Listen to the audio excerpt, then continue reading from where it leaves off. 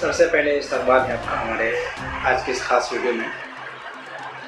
आज का हमारा सवाल ये है कि सीमांचल में और ख़ास तौर पर बिहार में MIM की जो पार्टी है वो लगातार इंडिया अलायंस से गठबंधन करने की कोशिश कर रही है, लेकिन इंडिया अलायंस वाले हों, कांग्रेस वाले हों या फिर RJD वाले हों, वो उनको अपने अलायंस में लेने के लिए तैयार नहीं है।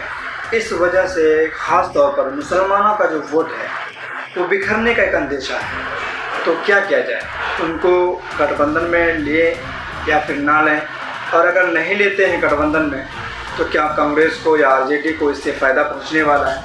क्या किया जाए, क्या राय है आपकी? बिस्मिल्लाहिर्रहमानिर्रहीम। सबसे पहले मैं ये साफ़ कर दूं कि मेरी बातों को किसी पार्टी की तरफ से ना समझा जाए, ना ही गठबंधन की तरफ से समझा जाए और ना ही MIM की तरफ से समझा जाए।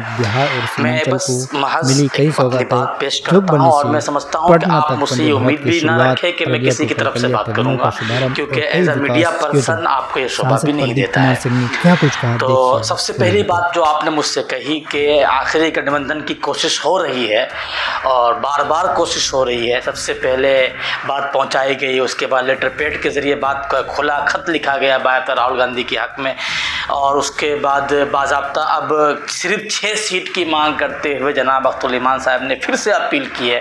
बार बार जो है गठबंधन के लिए अपील की जा रही है, उसके बावजूद भी कांग्रेस हो या RJD हो ये MIM से गठबंधन करने को तैयार नहीं है। उसकी बहुत बड़ी वजह है। वजह ये है कि ख़ुद RJD के पास भी मुस्लिम नेता हैं और कांग्रेस के पास भी अपने मुस्लिम नेता हैं, और इन पार्टियों के अंदर में वो मुस्लिम नेता मुसलमानों की तर्जमानी करते हैं।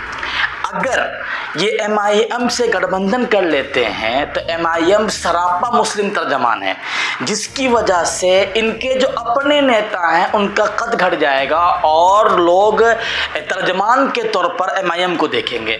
तो यूँ तस्वुर किया जाएगा कि कांग्रेस पार्टी हिंदुओं की पार्टी है या RJD हिंदुओं की या यादव की ख़ास पार्टिकुलर जाति या बिरादरी की पार्टी है, मुसलमानों की पार्टी नहीं है। मुसलमानों की पार्टी तो MIM है, जिससे कि अलग से गठबंधन करने की ज़रूरत पड़ी है। इस तस्वुर की बुनियाद पर कभी भी मैं समझता हूं कि बहुत मुश्किल है कि कांग्रेस या RJD कोई भी दूसरी पार्टी MIM से गठबंधन करेगी। ये मुश्किल है नेशनल लेवल पर, बाकी खास लेवल पर हो जाए तो उसका इम्कान अलग है। बाकी दूसरी बात आपने कही थी कि अगर गठबंधन ना करे तो क्या उस सिलसिले में आप क्या कहा जा सकता है, तो मैं एक बात अर्ज़ कर दूं कि पिछली मर्तबा गठबंधन नहीं हुआ था और लोग MIM से इतनी मोहब्बत करते हैं, ख़ास तौर पर सीमांचल वाले इतनी मोहब्बत करते हैं कि किसी भी तरह के गठबंधन के बग़ैर भी 5 सीट बाज़ाब्ता तौर पर MIM इंडिया सीमांचल में और बिहार से की थी। मगर मैं ये कहूँगा कि ओवैसी की पार्टी या मजलिस इत्तेहादुल मुस्लिमीन बिहार में या उनका नज़रिया या उनका तरीक़ाकार पूरी तरीके से फॉल ऑफ है। ये पिछली मर्तबा देख चुके हैं मुसलमान यहाँ के।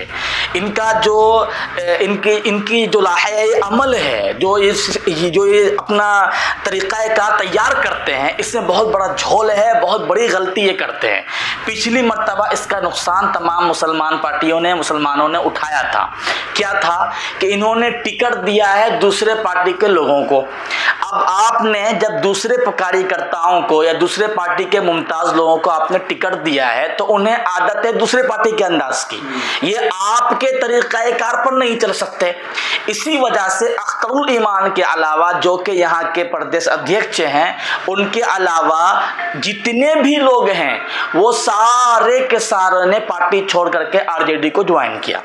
1-2 होते तो हम गद्दार कहते, सारे के सारे लोगों का चला जाना ये दर्शाता है, ये दिखलाता है कि कमी MIM के अंदर है, मजलिस के अंदर है, और इस कमी को हम नज़रअंदाज नहीं कर सकते। मुमकिन है ये कमी अख्तरुल ईमान की रात के अंदर हो या फिर ये कमी पूरे पार्टी की बुनियाद के अंदर हो, मुझे नहीं पता, लेकिन जो इसके माहिरीन हैं उन्हें चाहिए कि इस कमी पर तवज्जो दे। सबसे पहले बिहार के अंदर मजलिस को अपने आप को संवारना होगा, उसके बाद वो उम्मीद करे कि लोग उसको वोट देंगे। दूसरी चीज़, ऐसा नहीं है कि सीमांचल के मुसलमान ओवैसी को या MIM को वोट नहीं देना चाहते। मैं कहीं भी जाता हूँ, ख़ास तौर पे अररिया के अंदर में मेरा जाना होता है जगह जगह पर, तो मैं लोगों से पूछता हूँ किसको वोट देंगे, तो लोग ये कहते हैं कि अगर ओवैसी खड़ा हुआ तो ओवैसी को वोट देंगे। मैं कह रहा हूँ कि हर जगह भाजपा का तरीका यही है कि भाजपा कहीं भी लोकल आदमी का चेहरा बना करके वोट नहीं लेती है, बल्कि हमेशा मोदी को दिखा के वोट लेती है। तो क्या आप भी वही कर रहे हैं? क्या आप ओवैसी को दिखा करके वोट ले रहे हैं? आपका मकामी लीडर नुमाया क्यों नहीं है? आपका मकामी लीडर सामने क्यों नहीं आता है? जिस तरीके से कांग्रेस का लीडर सामने झलक रहा है, फुला है, RJD के लीडर झलकता है, नजर आता है कि फुला है, मैं नाम नहीं ले रहा, आपको समझ जाए उसको। आपका अपना लीडर अख्तरुल ईमान के अलावा नजर क्यों नहीं आ रहा है?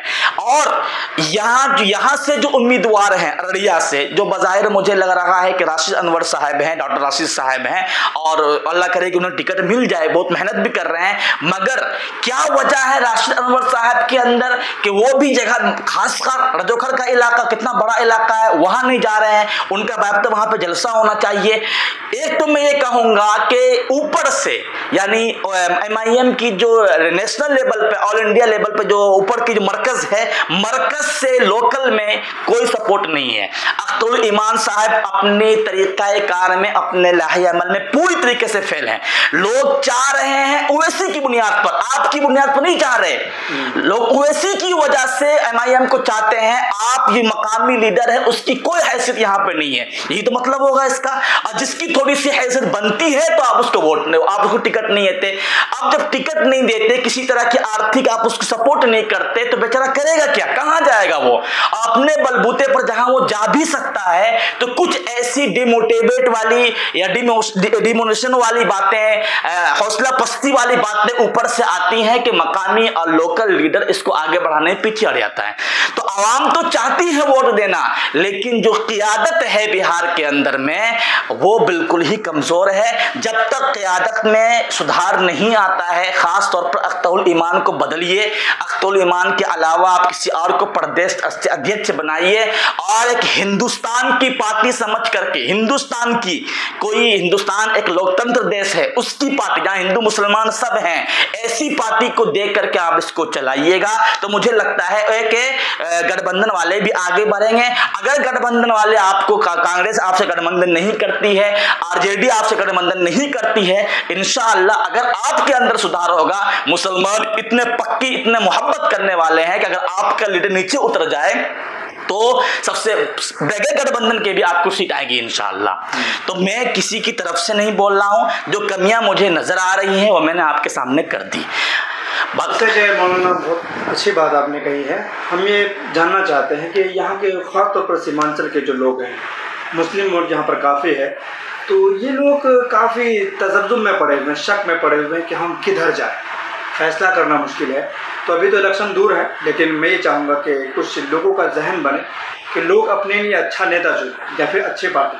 क्या चुनना चाहिए, अच्छा नेता या फिर अच्छी पार्टी? अभी अगर मेरी राय बोलेंगे तो इस वक्त में हमें अच्छी पार्टी चुनने की ज़रूरत है, अच्छे नेता से ज़्यादा। क्योंकि अभी हमारे पास जो दूसरी, जो मुखालिफ, जो अभी जो दाएं बाजू के जो लोग हैं, जिनकी अभी सरकार है, वो सरकार दर्द है।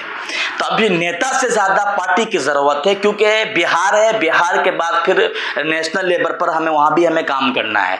तो अभी पार्टी को अहमियत दें, वोट बटने हरगिज़ ना दें। गरचे मकामी तौर पर थोड़ा बहुत नुकसान होगा, लेकिन ये नुकसान आगे आने वाले नुकसान से बहुत कम है। इस नुकसान को अगर बर्दाश्त कर लिया जाए तो मुझे उम्मीद है कि आगे हालात और संवरेंगे और हमारी पार्टी को या MIM को, मजलिस को आगे बढ़ने का मजीद मौका मिलेगा। तो अभी मैं किसी को खास पार्टी को वोट देने नहीं दे रहा हूँ, बस इतना कह रहा हूँ कि पार्टी को ज़्यादा अहमियत दी जाए, जिससे कि दूसरे जो मुखालिफ पार्टियाँ हैं, उनको, जो हमारा नुकसान चाहती हैं, उन पार्टियों को उस फायदा ना पहुँचे, इसका ख्याल रखने की जरूरत है। दूसरी चीज़ ये है कि मैं अक्सर ये देखते हैं हम कि ख़ास तौर पर जो मुस्लिम लीडरान हैं, उलमा तबका है, मिल्ली तंजीम की जो रहबरान कौम है, जो अपने आप को, जिनको लोग अपना रहबर समझती हैं, उनका कुछ योगदान नहीं रहता है। चूँकि मुस्लिम वोट बंटकर रह जाता है, हम ये नहीं कभी नहीं देखा कि इसके लिए बाज़ाब्ता मस्जिद वगैरह हो या मदरसे हो या फिर इलाके में इस पर बात हो कि हमारा वोट ना बटे।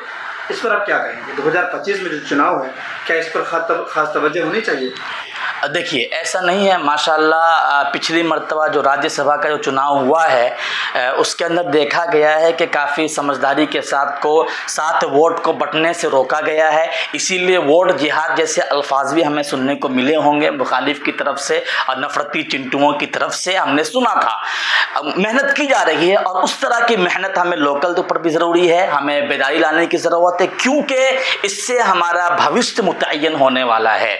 ये हमारा ऐसा मौका है कि अगर हमने इस मौके को हम गंवा देते हैं, अपने इत्तेहाद को चंद नेताओं की वजह से, चंद चीज़ों खास चीज़ों को सामने रखते हुए अगर हमने अपना नुकसान कर लिया तो आगे हमें बहुत बड़ा नुकसान देखने को मिल सकता है। तो इसीलिए हमें चाहिए, उलमाए किराम को चाहिए, बहुत ज़्यादा ज़रूरी नहीं है कि आप जगह जगह जा कर के आप इंटरव्यूज़ दें या बड़े बड़े माइक पर आप जलसों से ऐलान करें, इसकी ज़रूरत नहीं है। सिर्फ जितना लेवल पर 4-5 लोग, जितने लोग आपको जानते हैं, अपने इलाके के मस्जिद के लोग, जितने लोग मिलते जुलने वाले हैं, उनके अंदर ही हम अंदर बेदारी पैदा कर दें कि हमारा वोट बंटना नहीं चाहिए, वरना मुखालिफ जो नफरती चिंटू हैं, नफरत का राज होगा और मोहब्बत हार जाएगी। अगर हम चाहते हैं कि मोहब्बत की जीत हो तो हमें शांति के साथ, प्यार मोहब्बत के साथ में वोट को जोड़ने की कोशिश करनी होगी। बहुत बहुत शुक्रिया।